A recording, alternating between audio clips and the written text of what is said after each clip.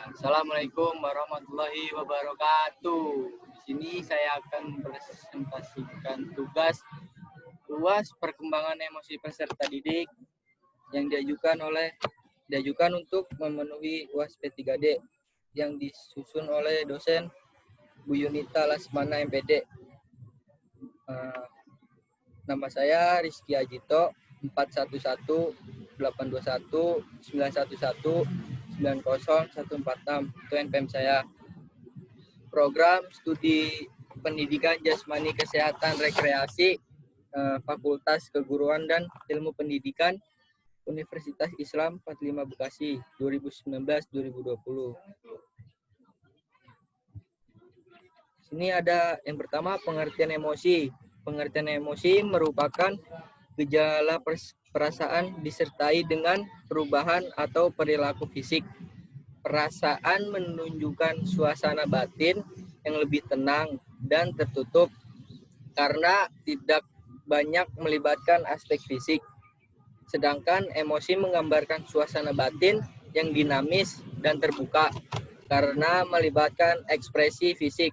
Misalnya, marah ditunjukkan dengan teriakan suara keras. Sampai mana tadi tuh?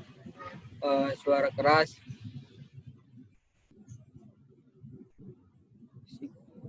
Suara keras atau tingkah laku yang lain.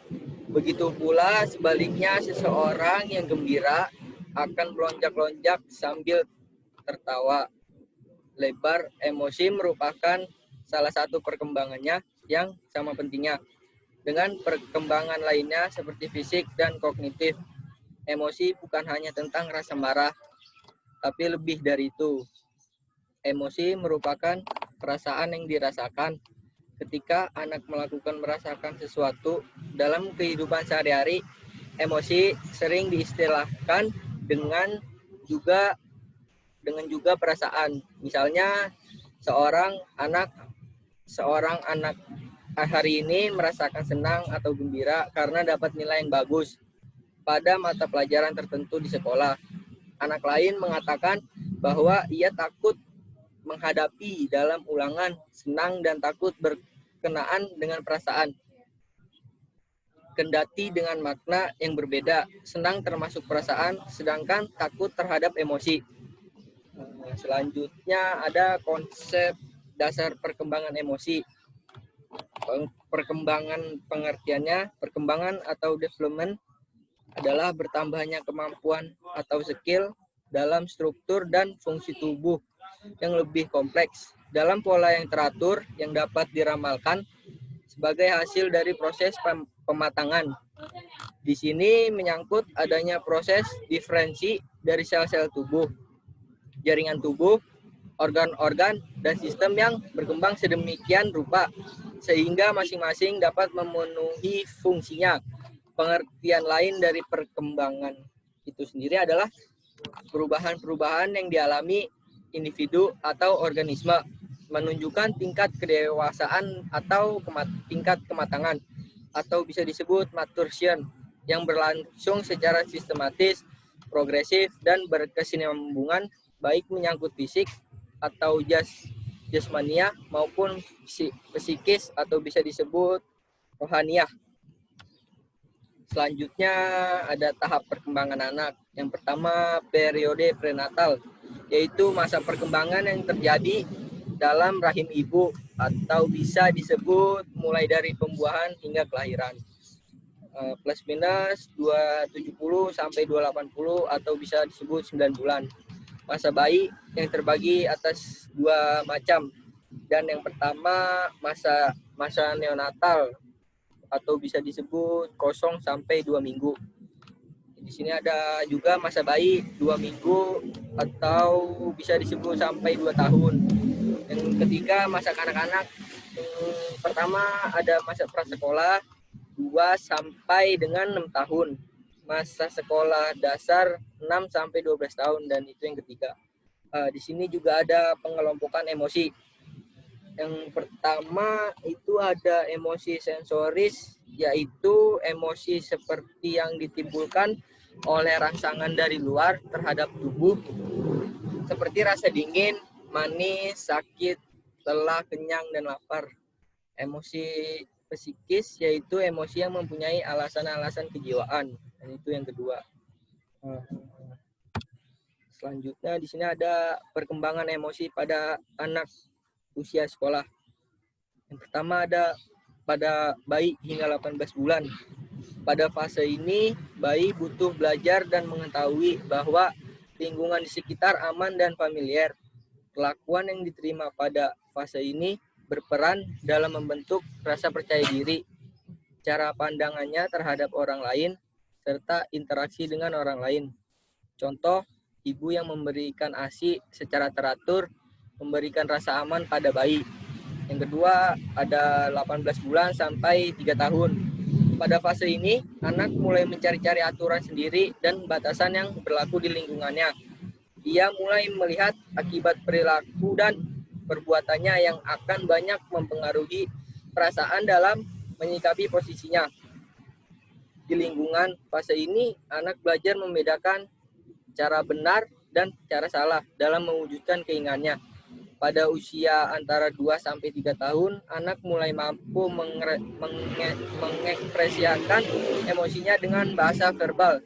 Anak mulai beradaptasi dengan kegagalan, anak mulai mengendalikan perilaku dan menguasai diri. Yang ketiga, usia antara 3-5 tahun. Pada fase ini, untuk pertama kali anak mampu memahami bahwa satu peristiwa dapat menimbulkan rekreasi emosional yang dapat pada beberapa orang. Misalnya, suatu pertandingan akan membuat pemenang merasa senang, sementara yang kalah sendiri akan sedih. Di sini ada yang keempat, usia antara 5-12 tahun. Pada usia ini, perkembangan emosi pada masa anak telah menginternalisasikan rasa malu dan bangga, termasuk sudah mulai dapat mengontrol emosinya. Selain itu, dapat mengontrol emosi negatif seperti takut dan rasa sedih. Anak belajar dari apa yang membuat dirinya sedih, marah, atau sedangkan takut, sehingga belajar beradaptasi agar emosi tersebut. Keenam, ada tingkat perkembangan emosi. Tiga reaksi emosi yang paling kuat adalah rasa marah, kaku, dan rasa takut yang terjadi akibat dari peristiwa-peristiwa eksternal maupun proses tak langsung. Reaksi ini disebut juga dapat tercermin dalam individu yang meningkatkan aktivitas kelenjar tertentu dan mengubah temperatur tubuh. Reaksi umumnya berkurang sesuai proporsi kematangan individu tersendiri.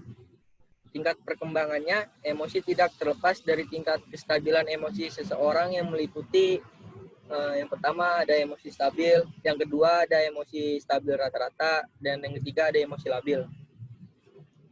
Selanjutnya, yang ketujuh, determinan dalam emosi, faktor-faktor pengaruh. Sini ada faktor hereditas. Faktor ini merupakan karakteristik bahwa yang diturunkan dari orang tua biologis atau orang tua kandung kepada anaknya. Jadi dapat dikatakan faktor hereditas merupakan pemberian biologis sejak lahir. Pembawaan yang telah ada sejak lahir itulah yang menentukan perkembangan anak untuk di kemudian hari. Di sini juga ada faktor lingkungan atau bisa disebut nurture. Faktor ini diartikan sebagai kekuatan kompleks dunia fisik dan sosial yang memiliki pengaruh dalam susunan biologis serta pengalaman psikologis, termasuk pengalaman sosial dan emosi anak sebelum dan sesudah lahir. Faktor ini juga bisa meliputi yang pertama keluarga, sekolah, masyarakat, dan lain sebagainya.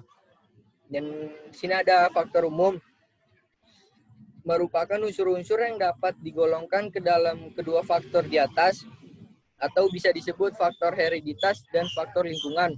Faktor umum adalah faktor campuran dari faktor hereditas dan faktor lingkungan. Yang selanjutnya ada faktor pendukung dan penghambat emosional. Di sini ada faktor fisik apabila faktor keseimbangan tubuh terganggu karena kelelahan, kesehatan buruk atau perubahan yang berasal dari perkembangan, maka mereka akan mengalami emosi yang meninggi. Faktor-faktor fisik yang mengganggu adalah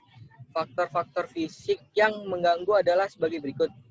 Kesehatan yang buruk disebabkan oleh gizi yang buruk, gangguan pencernaan atau penyakit. Menurunnya faktor kesehatan yang buruk pada seseorang akan membuat dirinya menjadi terbatas disebanding dengan orang yang sehat, apalagi jika faktor tersebut berlangsung lama. Di sini ada faktor psikologis, kegagalan mencapai tingkat aspirasi. Kegagalan yang berulang-ulang dapat mengakibatkan timbulnya keadaan cemas, sedikit atau banyak. Kecemasan sendiri itu berpengalaman emosi tertentu yang sangat kuat. Sebagai contoh, akibat lanjutan dari pengalaman yang dapat menakutkan akan mengakibatkan anak takut pada setiap situasi yang dirasakan mengancam. Di sini ada juga faktor lingkungan. Faktor lingkungan itu ketegangan yang terus-menerus, jadwal yang ketat, dan terlalu banyak pengalaman mengelisahkan yang akan berpengaruh pada emosi anak, seperti ketegangan yang disebabkan oleh pertengkaran dan perselisihan yang terus-menerus, ketegangan yang berlebihan, serta disiplin yang otoriter. Selanjutnya, di sini ada kecerdasan emosi. Goleman 2019 menyatakan kecerdasan emosi merupakan kemampuan emosi yang meliputi kemampuan untuk mengendalikan diri, memiliki daya tahan ketika menghadapi suatu masalah, mampu mengendalikan impuls, motivasi diri, memotivasi diri, mampu mengatur suasana hati, kemampuan berempati, dan membina hubungan dengan orang lain. Kecerdasan emosi sendiri dapat menempatkan emosi seseorang pada porsi yang tepat, memiliki kepuasan yang mengatur suasana hati. Koordinasi suasana hati ini adalah inti dari hubungan sosial yang baik. Suasana hati individu yang lain atau dapat berempati. Orang-orang tersebut akan memiliki tingkat emosionalitas yang baik dan akan lebih mudah menyesuaikan diri dalam pergaulan sosial serta lingkungannya. Dan yang terakhir, kesimpulannya adalah emosi merupakan perasaan hati yang dirasakan ketika anak melakukan atau merasakan sesuatu. Emosi bukan hanya tentang rasa marah, lebih dari itu. Emosi juga dapat merupakan perasaan yang dirasakan ketika anak melakukan atau merasakan suatu. Dalam hal ini emosi terbagi menjadi yaitu emosi perkembangan. Emosi peserta didik dapat dilihat dari umur prasekolah sampai dengan sudah menempuh pendidikan, sehingga tingkat emosi seseorang dapat berkembang dengan kestabilan rata-rata, stabil dan labil. Sekian dari presentasi P3D saya. Lebihnya kurang mohon maaf. Wabillahi taufiq wal hidayah. Wassalamualaikum warahmatullahi wabarakatuh.